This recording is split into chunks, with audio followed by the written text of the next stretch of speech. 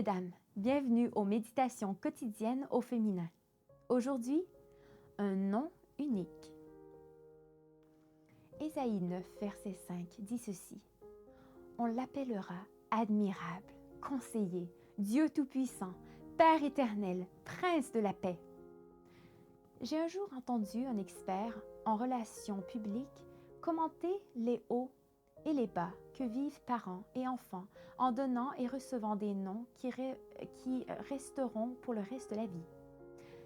À l'époque de la Bible, le nom était quelque chose de très spécial. Dans la plupart des cas, le nom avait trait au caractère, aux circonstances de la naissance ou à une prophétie. Par exemple, dans le cas d'Ibnéa, fils de Jéroham, qui revint de Babylone à Jérusalem et dont le nom veut dire « l'Éternel édifie » ou dans celui d'Esdras le prophète dont le nom signifie « l'Éternel aide » ou encore dans celui de Jean dont le nom signifie « don de l'Éternel ».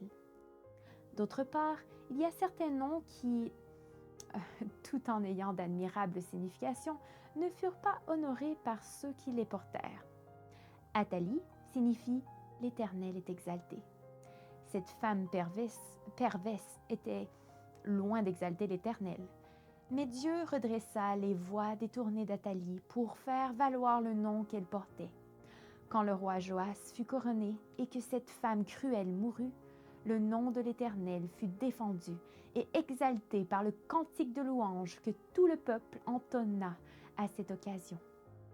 Admirable, conseiller, Dieu puissant, Père éternel, Prince de la paix furent des noms donnés à Jésus.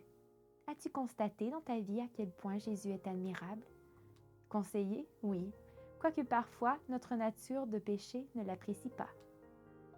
Dieu puissant, oui, car il surpasse de loin toutes les limitations humaines. Père éternel, sans aucun doute, car il est le même hier, aujourd'hui et à jamais. Prince de la paix, aussi, car au milieu de la tourmente, sa voix nous rassure et nous calme. Jésus admirable, conseiller, Dieu puissant, Père éternel et Prince de la paix, ne l'est pas seulement pour les autres. Il veut aussi être au centre de ta vie. Réclame-toi à toute heure de sa présence et attache-toi aux promesses que renferme son nom.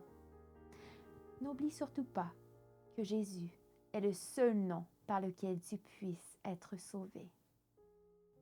Bonne journée dans le Seigneur et à demain!